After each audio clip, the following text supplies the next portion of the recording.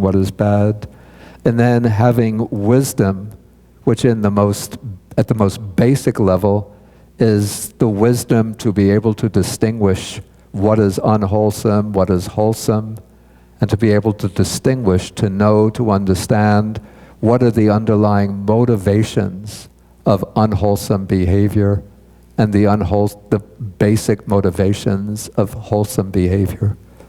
So for example, it would include the understanding of the 3 unwholesome roots of greed, hatred, and delusion, the 3 wholesome roots of generosity, kindness, wisdom, understanding what are the 10 ways of unwholesome karma, the 10 ways of wholesome karma.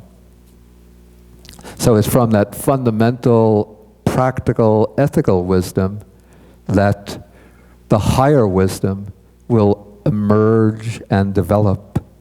But in order for that higher wisdom to unfold successfully, it has to be grounded upon this fundamental, practical, ethical wisdom.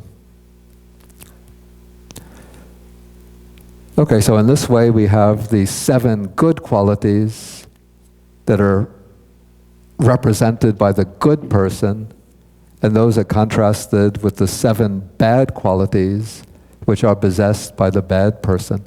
So, any questions on this point about any of these qualities? Okay, David? I'm sorry, we have Richard?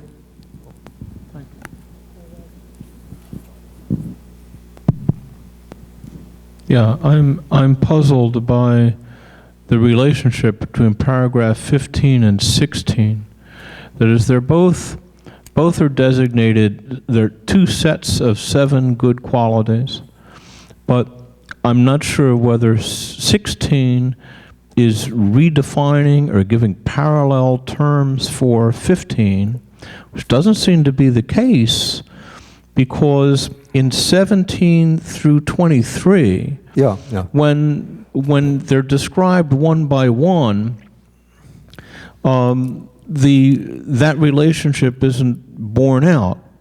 That is, it's not parallel. Instead, there were sort of selections from 16 that are applied to the elements of 15. Let me say that. And so, what is the 15 is sort of, 15 is the counterpart to number 4. So 15 is laying out the outline, or we could almost call this the table of contents. 17 to 23. Right. But then exactly what is 16? Why are those 7 terms, also called good qualities, selected when their application in 17 to 18 seems erratic or arbitrary in some way? Whereas the systematic part is in 15. Just what is the list of 16? What is the connection between 16 and, for that matter, both either 15 or 17 to 23? Okay, as I said, 15 is laying out a kind of table of contents or an outline of, there are 8 factors that are mentioned here. Now, one of these factors, the first one, is possessing the 7 good dhammas. Now, some of those good dhammas are going to enter into the exposition of the later criteria of the good person. But the 7 good dhammas is a separate set within itself. And the criteria that determine the good man following the good qualities will be ways in which the good person, the true man, embodies goodness in the way he associates, the way he wills, counsels, and so forth. We'll see this because I'm going to continue now with the exposition. So maybe it will become clear as we go along. Okay, so let's go now from the true man or good man possessed of good qualities. Then we have, how does the good person associate as a good person? In other words, what kind of person does a good person associate with? And so here the Buddha says, here the good person has for his friends and companions those ascetics and Brahmins who have faith, shame, fear of wrongdoing, who are learned, energetic, mindful, and wise. So here we have the 7 good qualities, but here they enter into a different role. So now they're not the qualities that the good person has within himself, but the good person, when he wants to associate with ascetics and Brahmins, perhaps this would be like the lay person, what kind of qualities is he going to look for in a spiritual teacher? Is he going to look for the teacher who drives around in a Mercedes-Benz or a Rolls-Royce and has lots of, dazed-eyed disciples looking at him and saying, sadhu, sadhu, sadhu, and then he's charging, $1,000 to attend one of his retreats and living on a beautiful island that they've bought and surrounding himself with beautiful young women, and then keeping flasks of Johnny Walker black whiskey. Is there such a thing, or am I? Or is it going to be a person who has these qualities? So the good person, when he associates, he's going to associate with the person who has the good qualities. So he'll look at the various spiritual teachers and then try to find the spiritual teachers who have these good qualities. And I think the Buddha mentions this here because in many other suttas, the Buddha emphasizes the importance of establishing right association. So we have even at the beginning of the Mangala Sutta, Sevanacha bhalanang panditanancha sevana pujacha pujaniyanang etang mangalam uttamang. So one avoids associating with foolish people, one associates with the wise, one honors those who are worthy of honor. And then we have the famous teaching of the Buddha on where Ananda comes to the Buddha and says, so far as I understand, the spiritual life, 1/2 of the spiritual life is noble friendship. Then the Buddha says, don't say that, Ananda, don't say that. It's not 1/2 of the spiritual life, but the entirety of the spiritual life depends on noble friendship. And what is the reason for that? It's through noble friendship that one learns to develop, in that sutta, all of the 8 factors of the Noble Eightfold Path. Right view up to right concentration.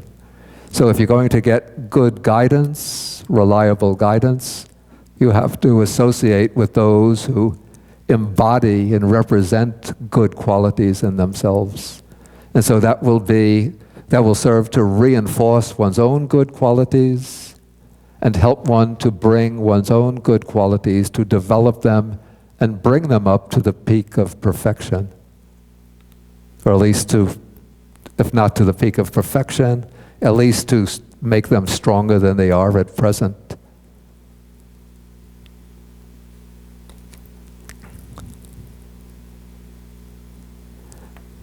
Okay, so next we come to, from associating as a good person, then we come to willing, or it can be thinking as a good person. The word here is sapurisa chinti. So the word chinti has both the 2 nuances, the nuance of the way one thinks and the way one wills or forms volition. So the text says, here a good person does not will for his own affliction, for the affliction of others, or for the affliction of both. And this is contrasted with that of the bad person, in paragraph 7 at the bottom of 892, how does the bad person will? The bad person wills for his own affliction, for the affliction of others, for the affliction of both. It might be taken as a point for discussion. Okay, it says here that the good person does not will for his own affliction, for the affliction of others, or for the affliction of both. But why couldn't the text express itself more positively? Why not say that the good person wills for his own welfare, the welfare of others, or the welfare of both?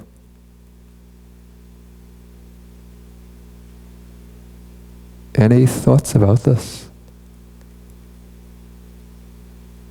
It could be expressed just as easily, just as economically.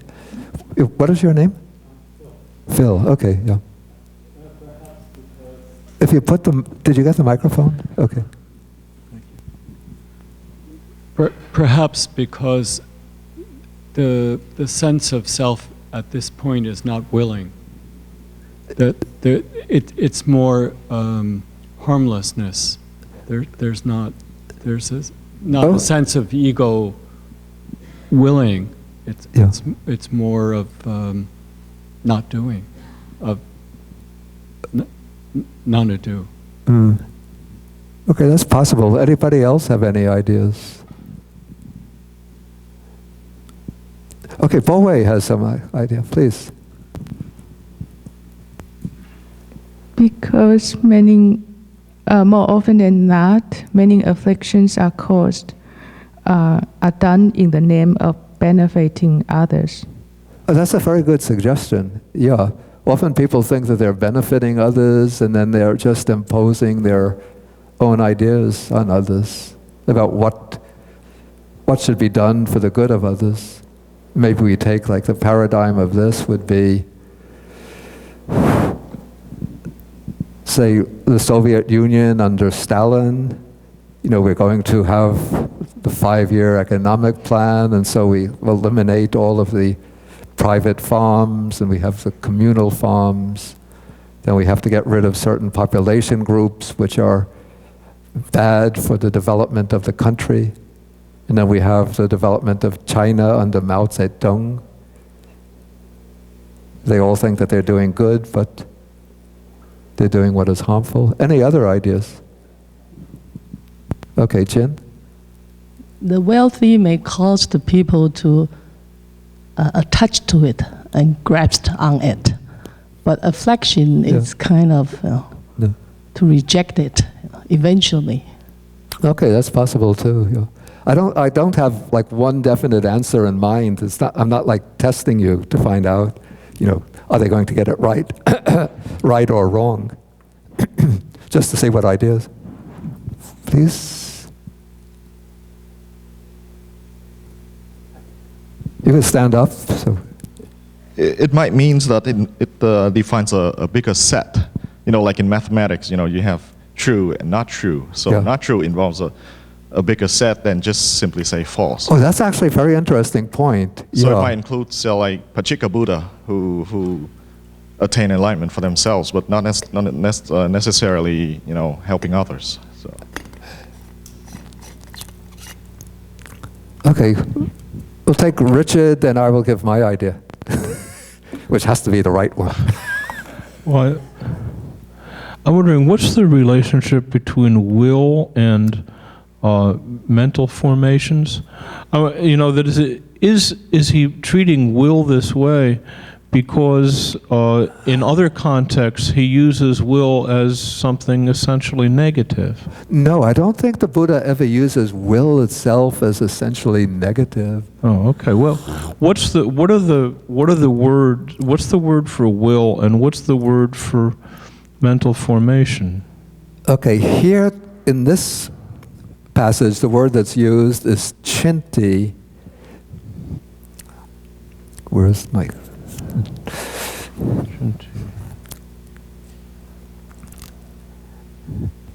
Because I hear the word is chinti.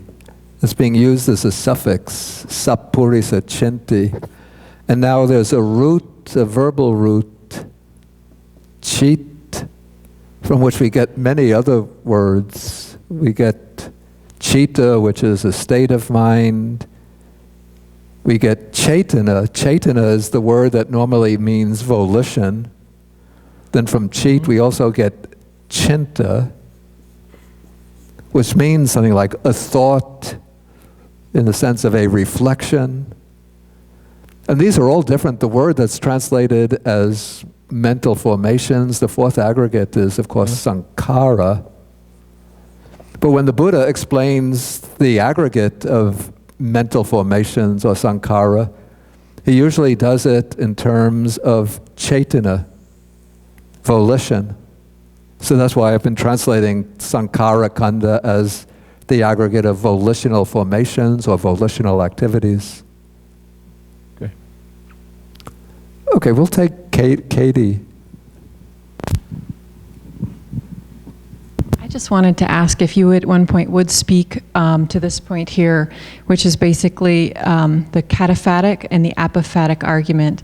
Wait, I know, and this is practical, sir, Bhante, because there's a sutta, and it might be Vacchagotta, where the Buddha speaks specifically about he's aware of the trap that the teacher who speaks in this is not non-happiness, this is not non-self, the sort of broad set that would include more through what something is not non. And I think that is, at some point, a person will come to that way of thinking in this study of, I think it has a real practical benefit, and so I'm asking you to consider that if at some point, sir, to speak to that. I think my understanding corresponds to, what is your name again? Hong? Hong. To what he said, without using the mathematical terminology. But I think the basic reason is that, first of all, the Buddha sometimes has to function on restraining, or at least in his teaching, he has to enjoin restraining and preventing what's unwholesome in order to sort of clear the field for the wholesome. And so, if a person is habituated to willing or to forming purposes that it will be harmful to himself, harmful to others, harmful to both, sort of the first step in developing a good attitude is to restrain those volitions which are harmful to oneself, harmful to others, harmful to both. Then once one is able to recognize one's volitions and to restrain the unwholesome, then one can develop the wholesome. Another explanation as possible is simply that often an Indian style of expression is to use negative terms for ideas that actually in practice have a positive content. For example, when we speak about the three wholesome roots, the kusala mula, what are they but alobha, adosa, amoha, non-greed, non-aversion, non-delusion. But, well, in a sense, non-greed has quite a broad range, so it can include qualities ranging from generosity through service to others to renunciation, being able to give up the objects of attachment. And non-hatred, non-aversion, like a positive manifestation of it is loving kindness, but a person who has non-aversion doesn't necessarily go around all the time, may you be well and happy, may you be well and happy. But the important task is to control anger, resentment, hatred. But always when they explain what is meant by non-delusion, the text always equate it with panya, with wisdom. Anyway, we do find texts which speak about that a good person wills for sukhahita, the welfare and happiness of himself, the welfare and happiness of others, the welfare and happiness of both. So there are, both kinds of texts. But I think at the outset, the fundamental task is to begin one's training by restraining the impulses to harm others, to do things that are harmful to oneself, to do things that are harmful to both. Okay, let's continue.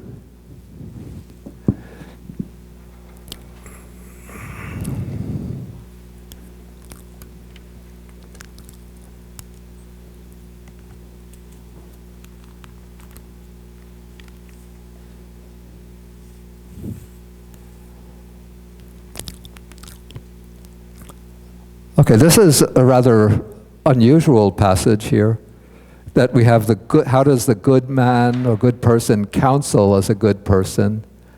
And here, the good person does not counsel or give advice to others for his own affliction, for the affliction of others, or for the affliction of both. That is how a good person counsels as a good person.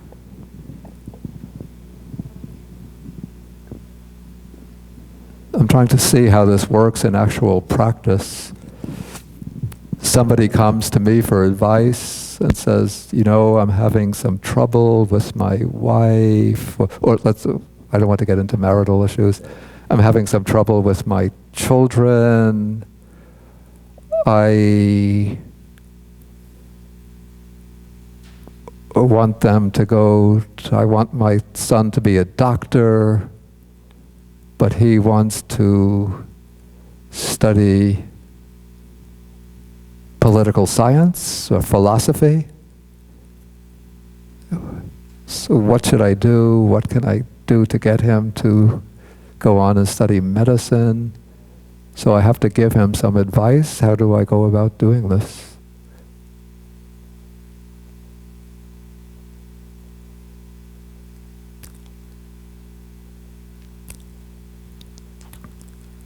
A way that won't lead to my own affliction, to the affliction of others, or the affliction of both.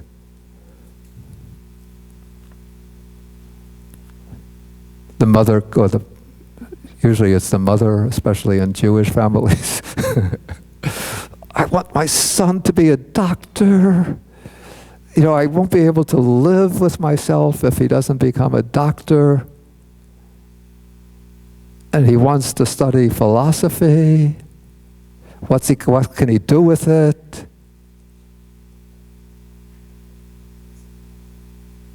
How do I advise him? Do we have any philosophy majors here?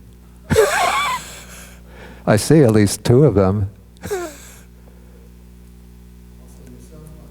Three of us. I don't have a mirror. Three of us, yeah.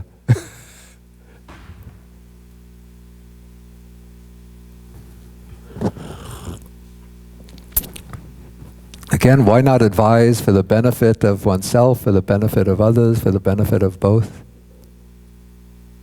Anyway, let's move on so we could finish the sutta today. But this is rather unusual because I don't know of many suttas where the Buddha teaches disciples how they should give advice to others. And here we come to how does one speak as a good person. And this is the basic training in right speech. So we find in the Noble Eightfold Path as well as in the 10 courses of wholesome action. So the good person abstains from false speech, from malicious speech, or this is actually divisive speech, speech that creates divisions between people, from harsh speech, and from gossip or idle chatter. And this brings up the interesting point that here we have advice on speech formulated, when it's formulated as a set of rules like this, it's formulated negatively, abstaining from this, abstaining from that. But there are corresponding passages where the Buddha elaborates on these, and then we see in the elaboration that he explains them in positive terms.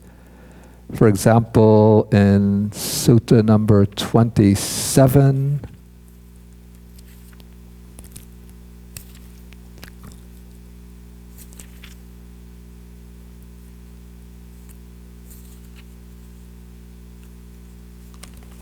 This would be like on page 273.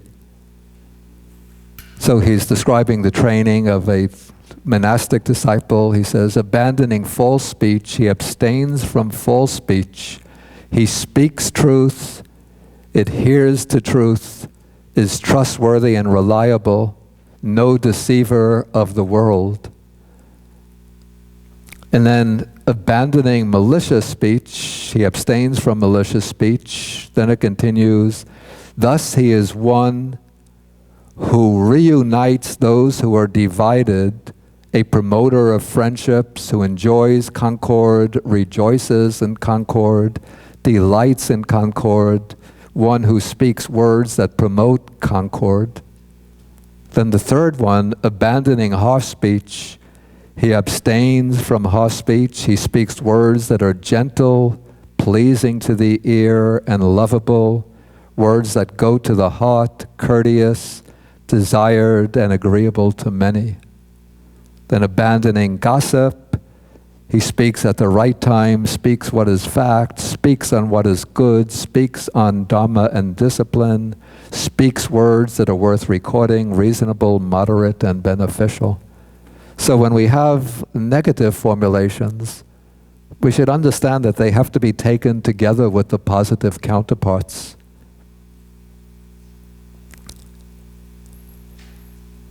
Okay, and similarly with how does the true or good person act as a good person? So here the reference is to bodily action. And so the good person abstains from killing living beings, taking what is not given, and from misconduct and sensual pleasures. And then also if you go back and look at page 272, then you get the positive counterparts to these. So not only does the person in training abstain from killing living beings, but he lives conscientious and merciful, compassionate to all living beings. And so he abstains from taking what is not given. In this case, he abides in purity, or actually I think honesty would be a better rendering here. And here, because the Buddha is speaking with reference to the monk in training, he says, abandoning in celibacy, he observes celibacy, living apart, abstaining from sexual intercourse.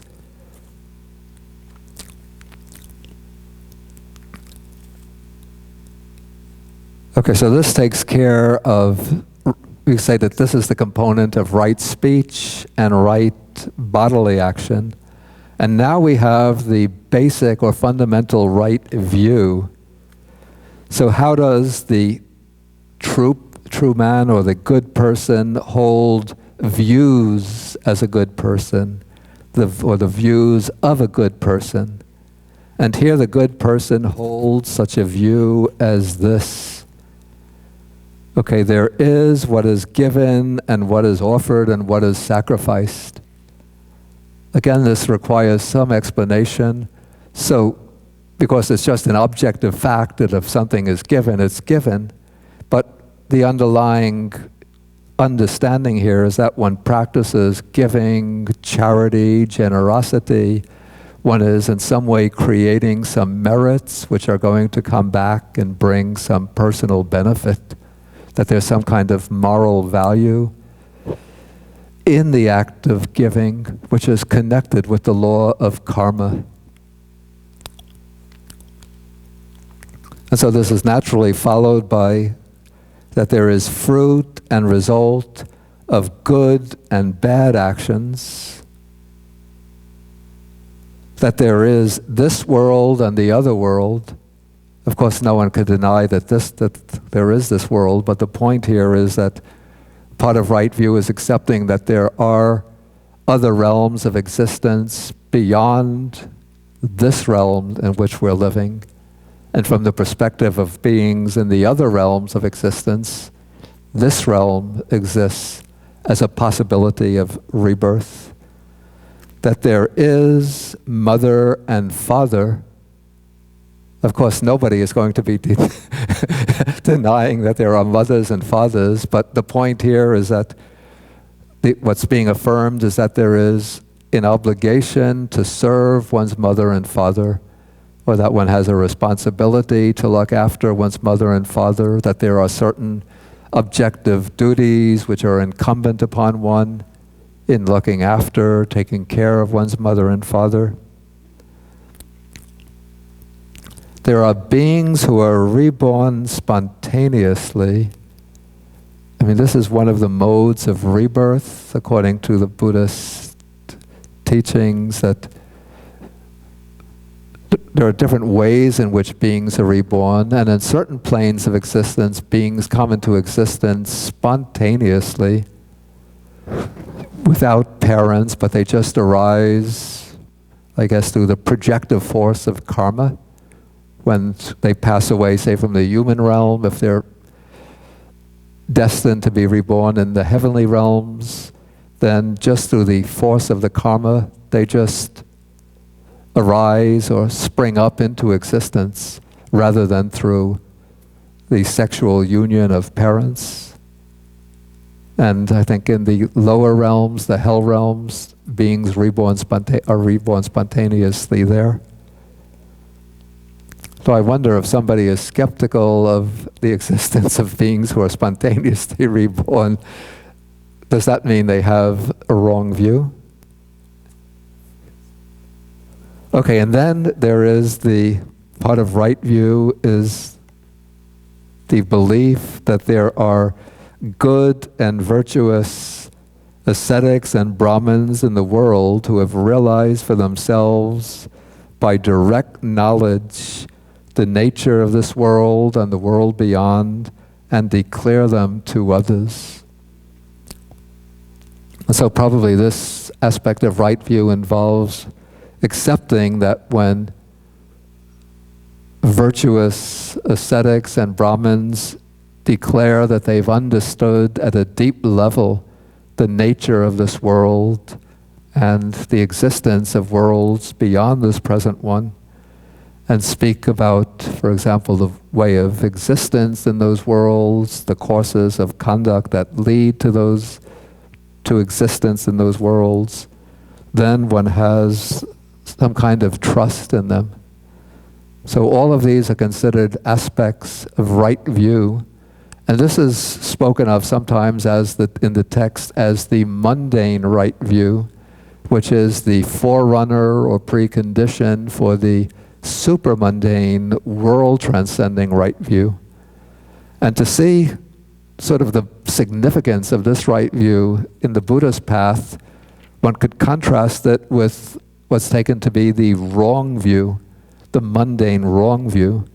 And this is found on the previous page, 893, paragraph 11, so that the bad person holds the view that there is nothing given, nothing offered, nothing sacrificed. So the bad person is saying that there's no point in giving, no point in making offerings, no point in charity. You know, when you die, that's the end, everything is finished at death. They take the body to the cremation ground, burn it, and all that remains are ashes. Whether you are a generous person or a miser, a so-called fool or a wise person, at death, everybody is just wiped out and eliminated. So no point in doing anything good like practicing generosity. So then there's no fruit or result of good or bad deeds, no worlds beyond the present one, no life beyond the present one into which one can be reborn, no use looking after your mother and father, let them look after themselves. No beings who are reborn spontaneously. And those so-called good and virtuous ascetics and Brahmins in the world who are speaking about the nature of the world and the world beyond, they're just hucksters out to make an easy living. What they're saying, a lot of humbug. You know, don't believe it. You know, why don't they go out and get a decent job instead of just sitting comfortably in their monasteries and their temples? You know, they get a good solid meal every day. People come to them and say, "Do you need anything, Venerable One?" So they're just parasites living on the back of society, on the back of you. You people are working, going out, hard work, 8 hours a day, 5 days a week. And these guys are just sitting in their rooms, they just think they're being holy.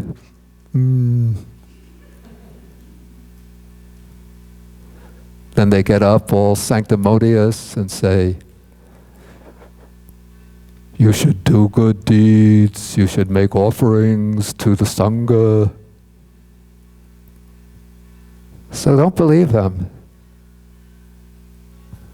Okay, so those are considered aspects of wrong view.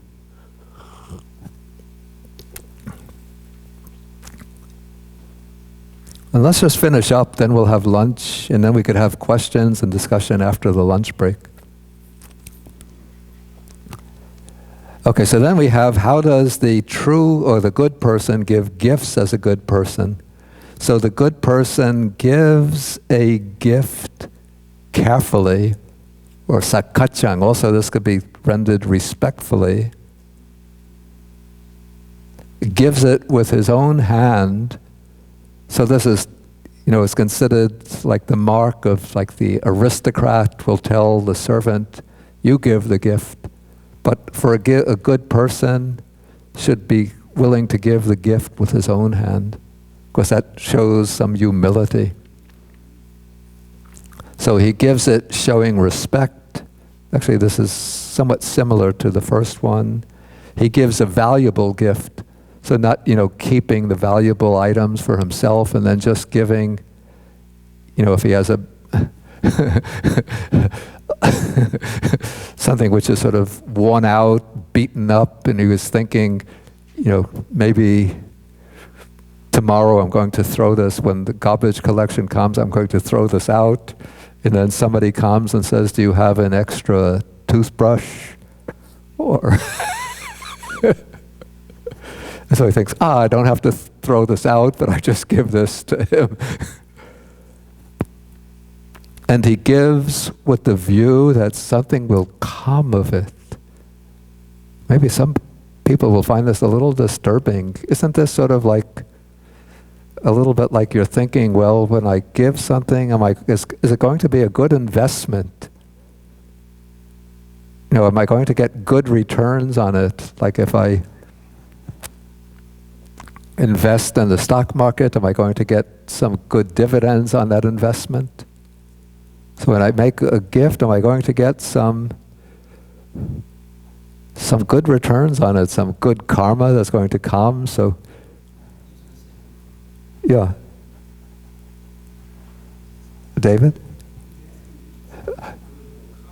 Yeah.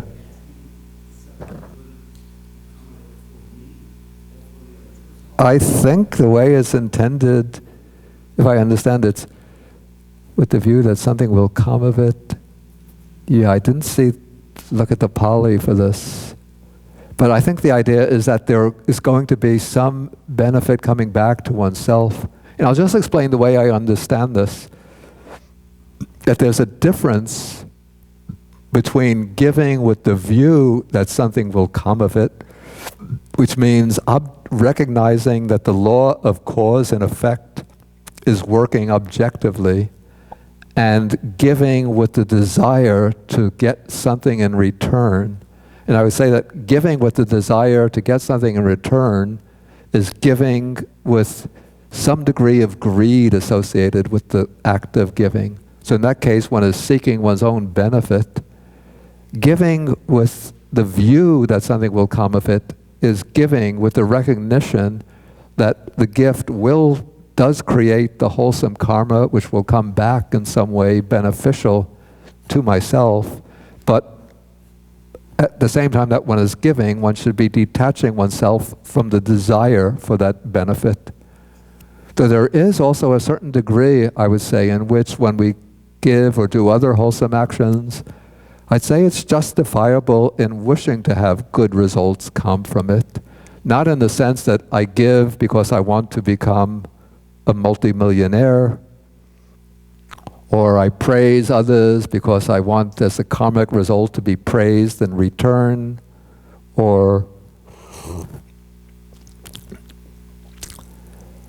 I observe precepts because by doing so I'm going to be free from illness and have a long lifespan. Well, maybe that's a justifiable reason. Okay, but I'd say as a person who's a human being now, I want to come back into the human realm, or maybe some people want to have a rebirth in a heavenly realm, in order to have the opportunity to continue to practice the Dharma. I want to generate enough merit so that I'll come into contact with the Dharma early in my life, and have good conditions for practicing, so that I'll be free from illness. Like right now, like I have a chronic head pain condition, which is it's a big obstacle to my practice. And so maybe this is the result of some bad karma, and I don't want to get it to, if I were to learn that as a result of some karmic deed that I did in the past, I'm going to have to endure this headache for 7 lives in the future. I'll throw up my hands and think, oh, what misery. Is there something I can do, some kind of really powerful, wholesome karma that will counteract that, so that at least in my next life I won't have this head pain? And so there seems justifiable reasons for wishing to have good results from good deeds. So it's not all just, calculating from a rather egoistic and narrow, selfish point of view. And also, when we have good conditions for ourselves, then we can benefit others more effectively. So I might, in giving, might want to become wealthy myself, not so that I can have a mansion and 5 cars, but if I'm wealthy, well off, then I can do more deeds that will be of true benefit to others.